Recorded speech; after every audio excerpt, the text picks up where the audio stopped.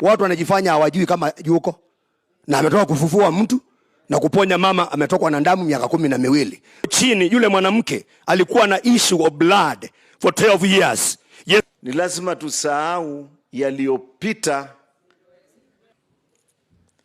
Hata labda sitaki kuwa kitu chochote. Kanyange wanipitie waelekee Kanaani, kama hiyo ndio itakuwa njia ya kuwafikisha.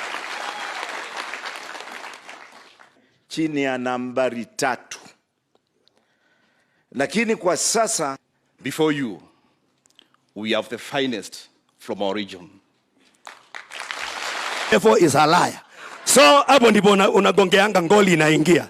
So we bless God. Again, kuna kitu ambao kitabadilika hii Kenya kabisa. Kusoma maandiko anaeleza kidogo, nilala nikiwaza na kuwazua nikimsikiza Mungu, lack of faith.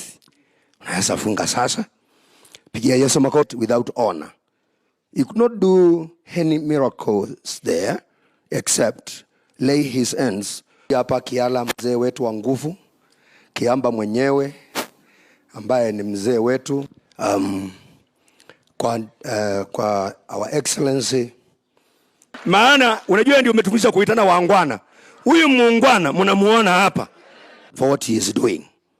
Kwa hakika kitu cha kwanza I want to tell you, tumeumia muda mrefu. Wanaume, hizi akili unaona hapa, you are excellent. Yeah, Yesu makofi vizuri. Sema amen. Lakini kama unabeba kitu, watu watakuzuia. Sema amen. The program rolling as usually do. I would request. So that is my request to Kenyans. Let us have a reasonable debate. Let us have a debate on ideas, on issues. Let us not personalize. Let us not criminalize any opinion. And let us see how we can build the country together going forward.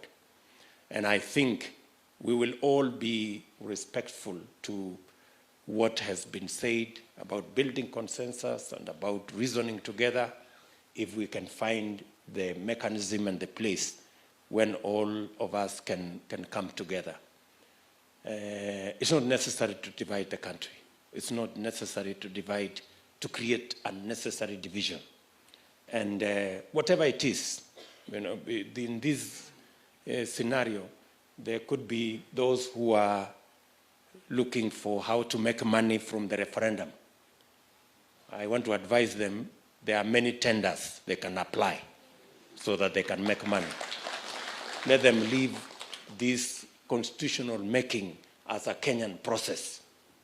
There are those who think they can use this for politics. Let them wait for 2022. We will all do politics. For now, let us find a mechanism for this constitutional moment so that, and bring all Kenyans together. The politics aside, business aside, we can move the country forward. So, and I don't think it's too much to ask that we find consensus. In any case, that's the way to go. There are people who are determined for us to have us versus them so that they can further their own selfish interests. We want to ask them, it's not necessary to introduce us versus them, winners and losers. The Constitution is for all Kenyans, and we need to find a mechanism to bring all their ideas in their diversity together and move the country forward. We were read in Bomas, Isaiah 1:18, come, let us reason together. I think in that spirit, let us find a mechanism for building consensus. Let us find a mechanism that unifies the country. We cannot build consensus by creating factions. We cannot build consensus, or we cannot build unity using divisive means. It's possible for us to agree on the matters that require legislation, they be dealt with. On the matters that are administrative, they be finalized. On matters that are constitutional, let us find a consensus on all the issues, whether it is the judiciary, whether it's the IBC, on the Senate, on devolution, on representation so that we can move the country together. Let me request that way we can truly and sincerely be known that we want the unity of the country. You cannot unify the country through division. Yeah? You cannot say, let us lock these ones out, let us bring those ones in, and the mission is to achieve unity. To achieve unity, let us bring all people together, let us bring all opinions together. In any case, there are no superior or inferior opinions or ideas. Let us sit, and as they say, a good idea will give way to a better idea. And that way, we can take the country forward. There are several issues that have been raised in the BBI report, but let me pick one, the issue of IEBC. If you look at Schedule 2, page 80, basically, they are going to leave the entire power to decide and remove IEBC commissioners in the presidency and no one else. This is something we had refused as Kenyans. But today, even religious leaders, I know they've put there and said, 2 persons nominated by a joint meeting of religious bodies. Which religious bodies? They're not telling us which one it is. Because in the past, we normally say NCCK, or we'll say by SUPKEM, or we'll say by the Chief Kadhi. This one doesn't say it. So basically, it is one person who is going to decide on that decision. When you say 2 political large parties, again, it leaves out other smaller parties that even cover your area. Hata Wiper itakuwa. Yeah? Hamutaweza kuchagua IEBC commissioner. So we must not allow it because there is mischief. And in any case, the professionals who are here, when has a schedule amended a constitution? Because if you read that BBI report, the amendment is in the schedule. It is not in the main constitutional amendment body. How does a schedule remove Article 251 of the Constitution in a schedule? So sisi nataka kuuliza, ni professionals gani waliandika hiyo BBI report? The Constitution has never been amended in a schedule, ever, in any country of the world. Na wewe sasa siasa yako umeweka kutoka mashinani. Umesema unataka mama Musamboga awe ndiye mtu atakuwa akitambuliwa katika uongozi wako. Umesema mwendeshaji wa baiskeli na bodaboda ndio watu unataka kuona wakiwa wageni wa heshima kama ufalme wa mbinguni unavyotakiwa kuwa. Umesema kwamba wale watu wa chini ambao wanashona viatu na wanapiga viatu rangi ndio watu unataka kuungana na wao. Tunakuja hapa kukuambia kwamba ile akili tumeona sisi kama viongozi ya kuweka Kenya pamoja, tunaandamana sambamba na wewe kuweka Kenya pamoja. Maana tunajua hapo tutatoboa.